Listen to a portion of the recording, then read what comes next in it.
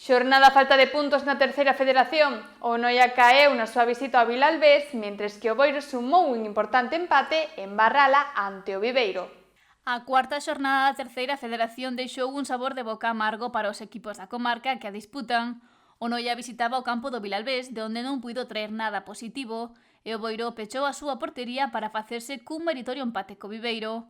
Os noieses desplazáronse onte ata a Magdalena para verse as caras cun equipo en crecemento, o Racing Club Vilalbés. O conxunto adestrado por Alberto Mariano non tivo o seu mellor día cara a portería rival.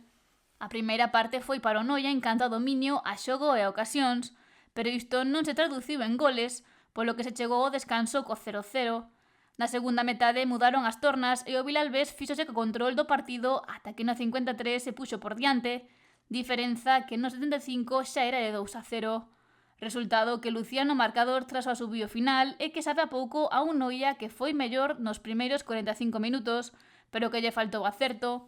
Agora os brancos son 12º ao contar con 4 puntos no seu haber. Mesmos que suma o Boiro, logo de facerse cun valioso empate no seu duelo co Viveiro. Barraña abriu as súas portas para coller este encontro no que non se celebraron goles.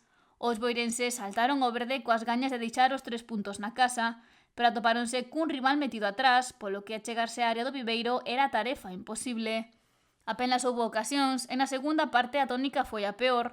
O Boiro tivo 2 ocasións nas botas de Bruno Campos, pero non se converteron en gol. Foi un encontro trabado, sen moito ritmo, no que se impuxo a defensa visitante ao fútbol. O Boiro fixose cun punto máis que o deixa no 14º lugar da clasificación.